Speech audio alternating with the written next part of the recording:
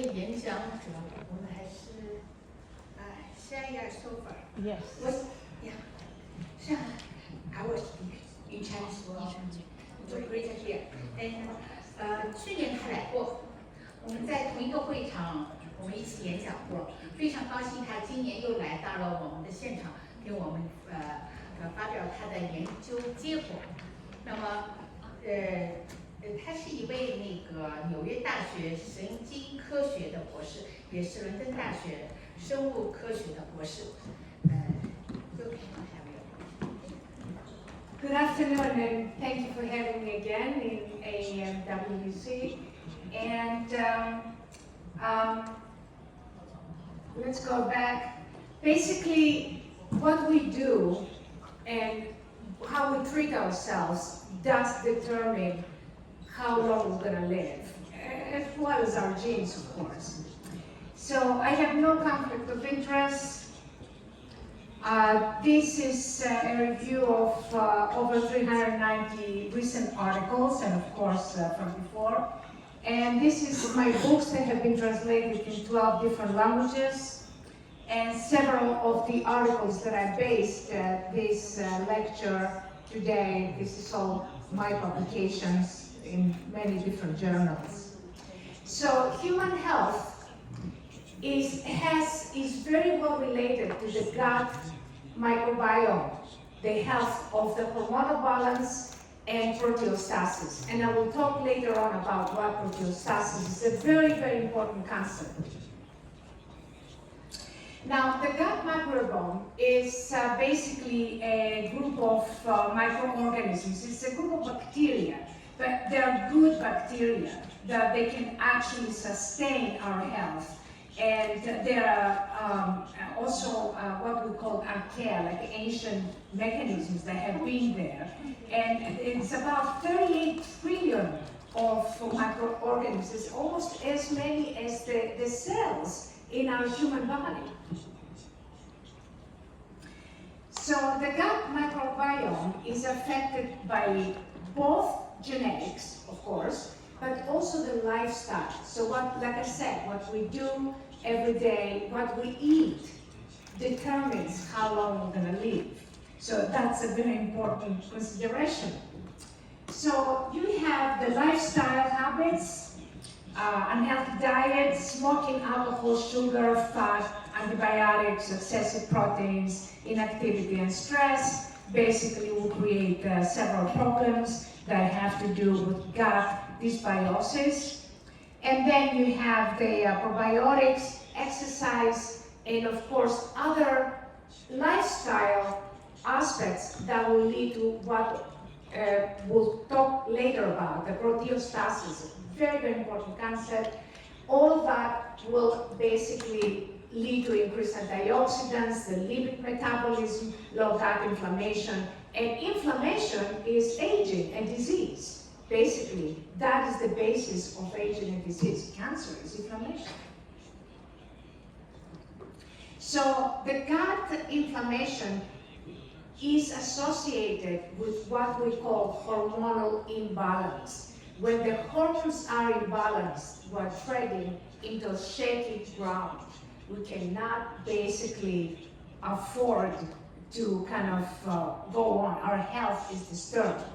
And there's a lot of things that can come with this, like cramps, diarrhea, bloating, gas, food allergies, acne, psoriasis, difficulty concentrating, several other conditions, heartburns, skin rashes, all kinds of joint pains. Pain is inflammation. And of course, there are a lot of benefits for using probiotics and aid in weight loss. It will help for weight loss. And again, I don't want to say the probiotics is the beginning and the end of health. It's just an aspect of it. There's a lot of aspects, and that is an important aspect, especially for older individuals. It does improve digestive health, it protects against infections, it increases nutrient absorption, improves brain health, but not in itself. It has to be in combination of a healthier lifestyle. It cannot just be, okay, I'm going to take probiotics and that's it. I can be healthy. It's not true. So I don't want to deliver the wrong message today because it's a lot more complicated than that. So anyway, probiotics is like microbes, and the prebiotics are the food for these probiotics, for the microbes that are associated with the these are the foods that are very good with it. The prebiotics are in tomatoes, in apricots, in onions, garlic. Garlic is very important, leeks, berries, bananas, etc. This is some more anti-inflammatory foods, salmon, dark chocolate, organic eggs, garlic, and so on and so forth.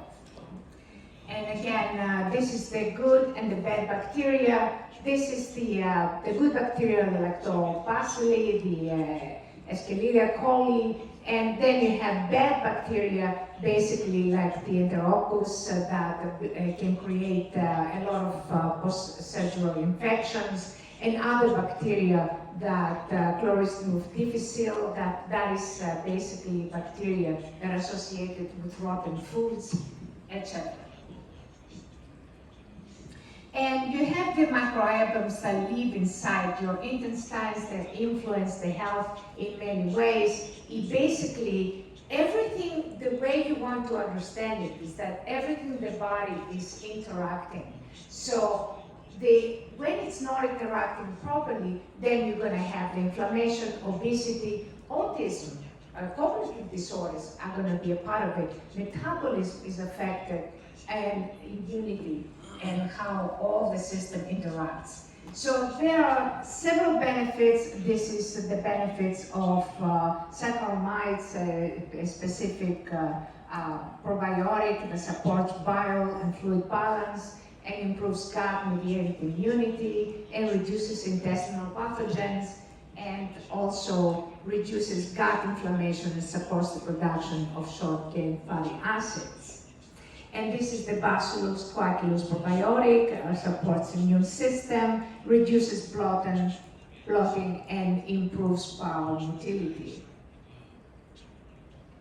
So you have a normal immune system that is rich and balanced in terms of the good bacteria, and you have a poor immune system that is basically unbalanced, and the bacterial communities are not interacting properly with the entire body, and therefore they affect your health status. So COVID-19 basically disrupts the gut microbiome. So you can see how important that is from that aspect, how many people died from COVID-19. Why? Because it affects several parts of the body, not just this. It affects your immune system, your adaptive immune system. But this is another aspect that COVID-19 will affect. So the gut microbiome also trained T cells to help heal injured muscles and the liver. So it affects basically the vital organs.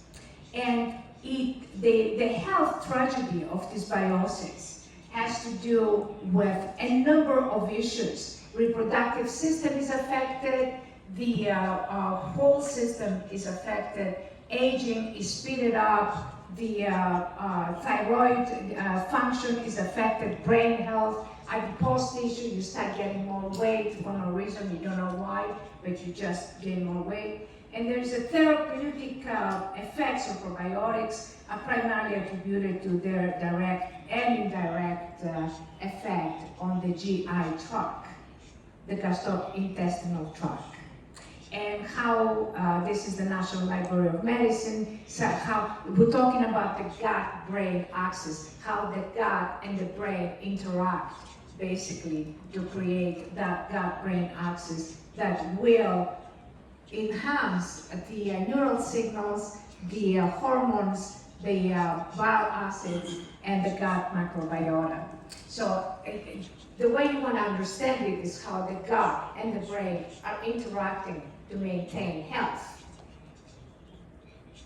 So this is the gut-brain axis, and it has basically a systemic communication between the two leads to health, and a systemic miscommunication between the two has an influence of the neural communication. It has an influence on neurotransmitters, on stress, on anxiety, on mental illness, mood disorders, stress, disease, and a number of other dysfunctions in the body.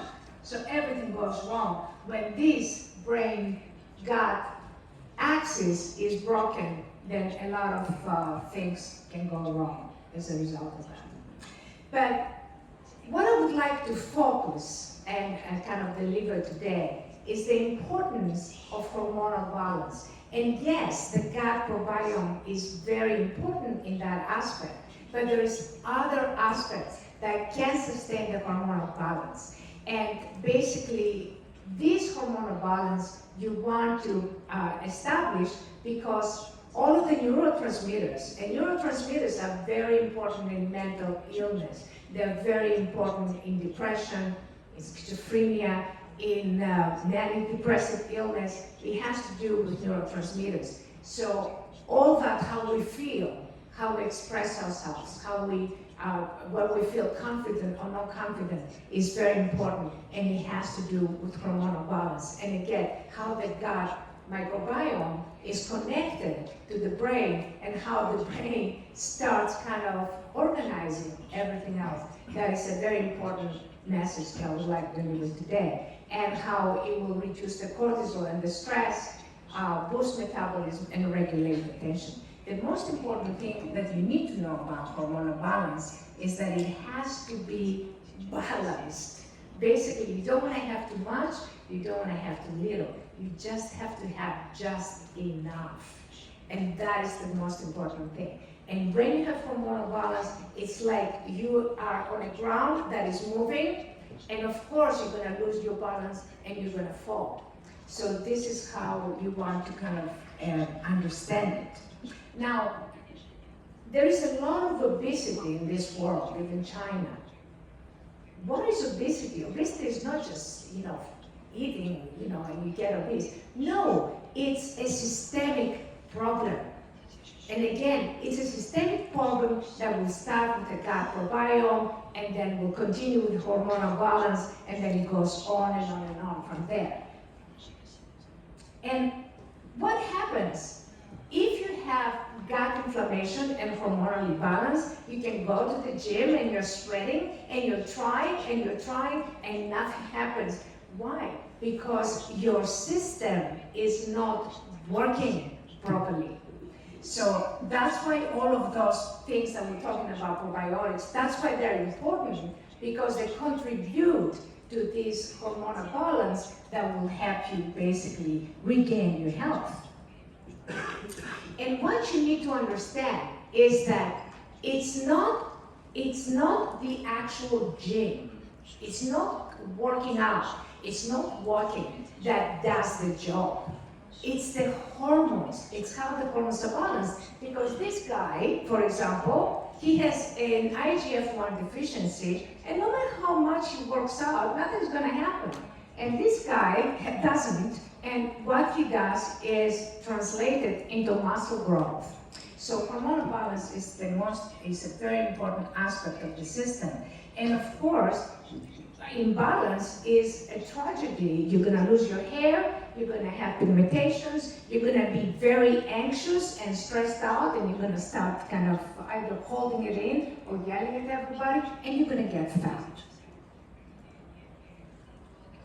And the problem, the big problem with injecting hormones is that you don't know how much the system needs. So you're putting hormones indiscriminately into the system, but you don't know how the organism is going to utilize, and if it will utilize, the hormones that you're injecting. So trying to get the system balanced from the inside is the most important aspect of health. So too little insulin and too much insulin, you're gonna gain weight. it has to be exactly in the average range, and probably at the higher end of the average range. Like within the average ranges, it goes above, it's gonna start being problem. Same thing with leptin, okay? Leptin is the hormone that stops you from eating. But if you have too much leptin, the leptin loses its signal, and not only it's useless, you put on as much weight with too much leptin as you would have with not enough leptin. So that's another example to show you that it has to be hormonal balance. And what is the biggest problem with obesity? Visceral fat. Visceral fat is the shape of death. And don't think, say, oh, well, you know, I'm not very fat, I don't have this. Everybody has visceral fat. Even very thin people, when they're older, their visceral fat starts accumulating. And it's very dangerous, and it's basically like a toxic wasteland. It's like a garbage bin. It's like, you know how you're walking in an area that has a lot of garbage bins and it smells so terribly. There's this terrible odor. This is what visceral fat is. It's inside your body. This is like a waste dump. It's awful. It has to go. And basically, toxicity, detox, and probiotics, plus exercise and healthy diet is what is necessary.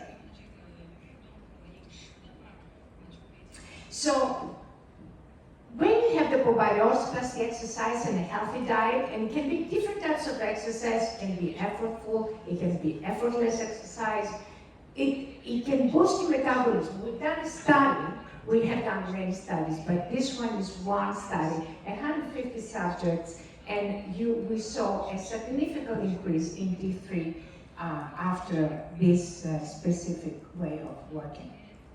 And again, leptin and ghrelin. You cannot have too much ghrelin, you cannot have too much leptin, you cannot have too little ghrelin or too little leptin. It has to be balanced. And again, we found a significant increase. Now you see only 13.41%. It doesn't really mean anything because it depends what they were before. So percentages are not as important or significant. So also we found a cortisol decrease. So basically a balance, ghrelin went down, leptin went up, cortisol went down, therefore hunger was decreased. So it will decrease your hunger. That's the whole point. Why do people put on weight? Because they're hungry, they're going and they eat. And you know, if they cannot find something good to eat, they kind of, you know, snacks and other garbage. Now, when you have hormonal balance, you will have confidence.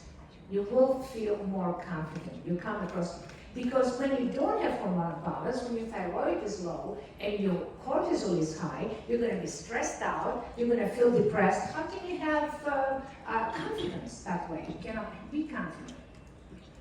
And this is some of the before and afters that we've done. This is just one treatment, and before and after again.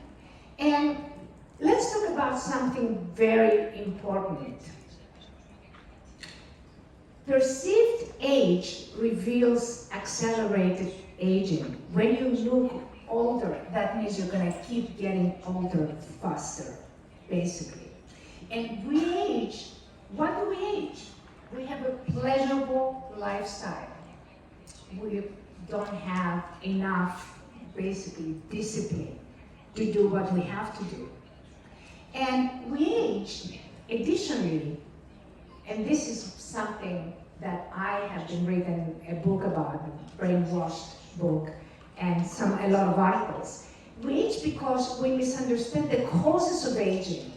We think that, okay, if we take that wrinkle, we're gonna look younger. Who cares if you look younger? You're still gonna age in the same way because systemically, you have not changed anything.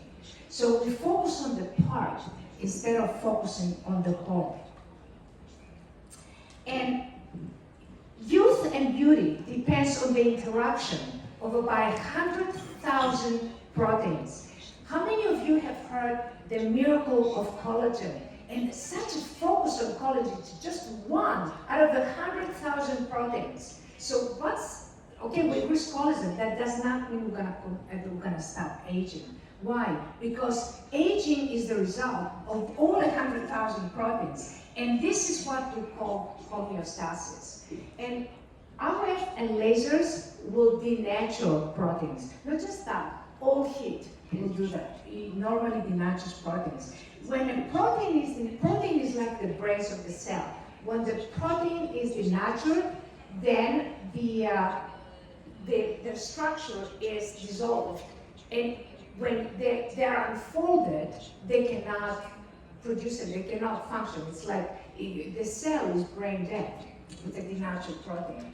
Basically, it's like an egg can produce a chicken, but if you boil the egg, it can produce nothing, basically food. So it's the process of denaturation that happens when you fry an egg. And the problem with that is that you don't just fry the egg, but all the proteins surrounding are influenced by that denatured protein, and they increase their aggregation. So poor diet, inactivity is basically repeated trauma. And we have so many laser RF in anti-aging. That will increase the inflammation. And exercises will reduce the inflammation. That's another study that we did. And there was a CRP decreased by 36%. Again, 150 subjects. This is the book that was just published. That we are, my point is that we have been brainwashed by marketing, and we have to stop thinking about how we can enhance health to our patients.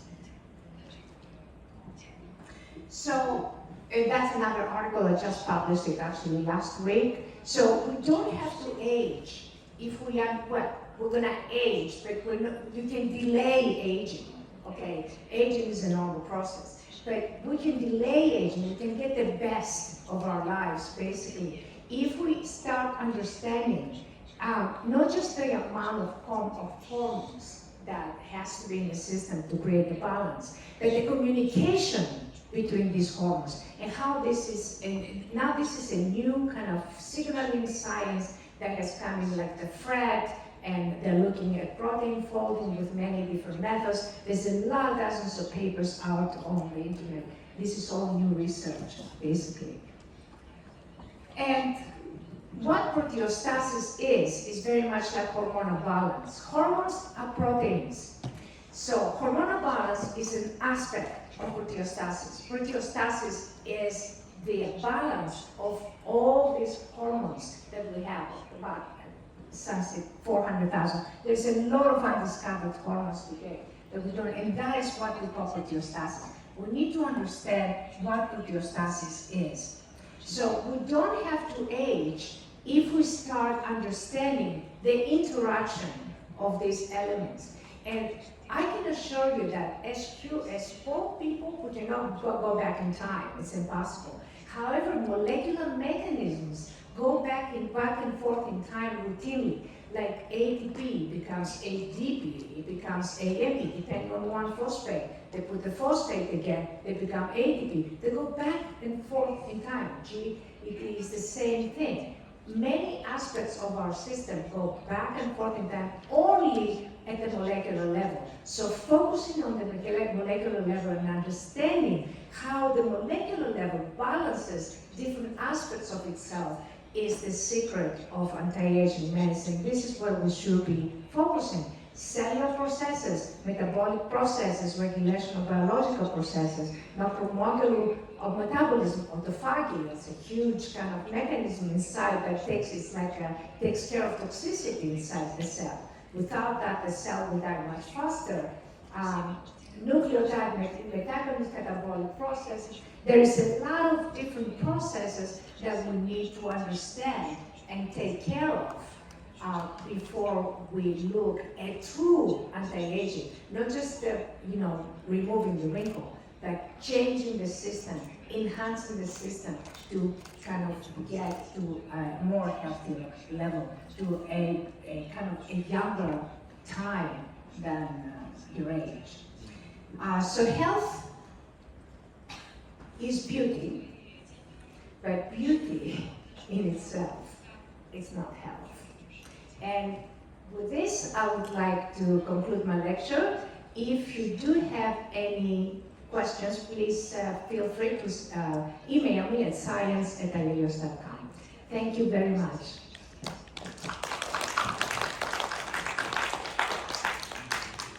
Do we have any questions, or probably no time? Any questions? 有问题吗？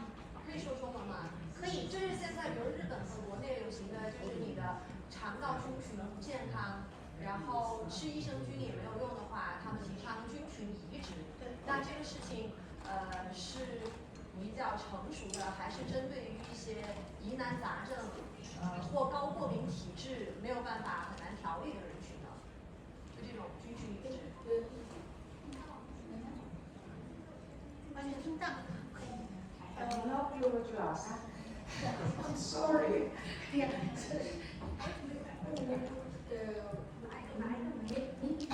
你中间需要一个吗？还是我？ Probably say the fecal transplantation. Fecal transplantation. Fecal transplantation. Like right. Like a bio. Give you the Like stem cells or exosomes? Fecal for transplantation. They Yeah. want need that. to make him slim, you know, they study. Yeah. With the poop, yes. And then you take the poop basically, and then you change your micro environment in the You gut. change the microbiome. Right. When we should do that? Probably not mature by now. Yeah, I see some people mention like. What would you But say? that's the future. 那个你再说一遍，把那个把你要提的问题再说一遍。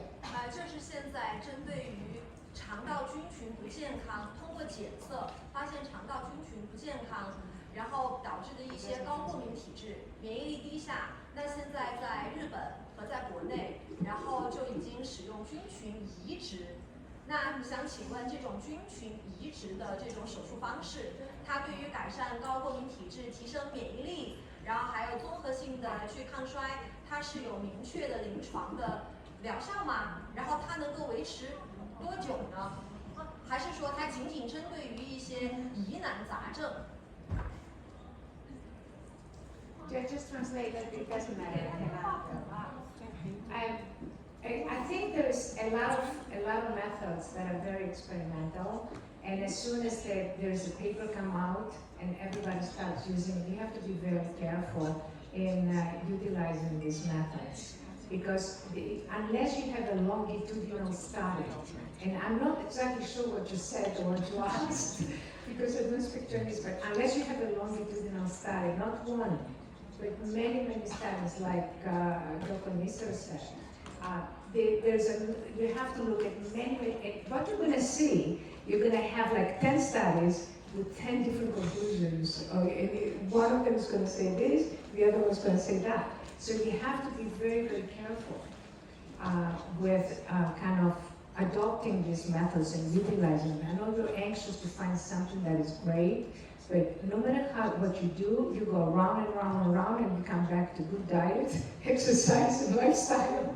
You know, no matter what we're doing, we're going back to those three things, basically.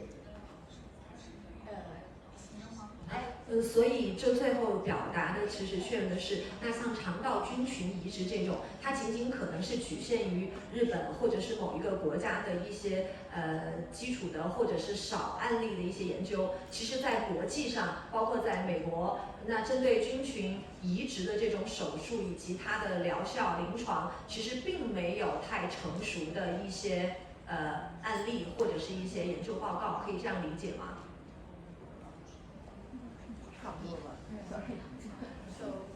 Okay, why don't you come up here? You're next anyway. 这样吧， Come 等 here.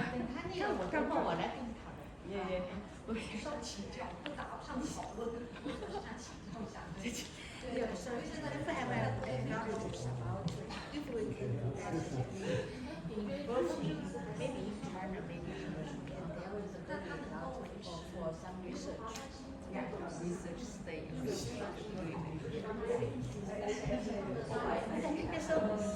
Hello. You can answer the question. No, or if not, then first what's the difference? Wait a moment. No, answer the question. I don't know what she asked. It's a very wrong question. It's just a figure classification. Yeah. There is a clinical United States or is limited Japan or certain countries specific. Yeah, it's an application clinical setting. Yeah, it's not completely, it's not established yet. It's not established. I don't know very much about it, but to be honest, it's not. All I know that it's not really a kind of mainstream method. You have to be careful. That's the point. You need to see side effects. That's the number one thing. And like with exosomes and stem cells. Right. So first, you need the certificate first. Oh, sorry. Yeah. Thank you. Hope to see you again next year. Yeah. Thank you. Thank you. 往这里走一点。OK。Can you look at me? One more.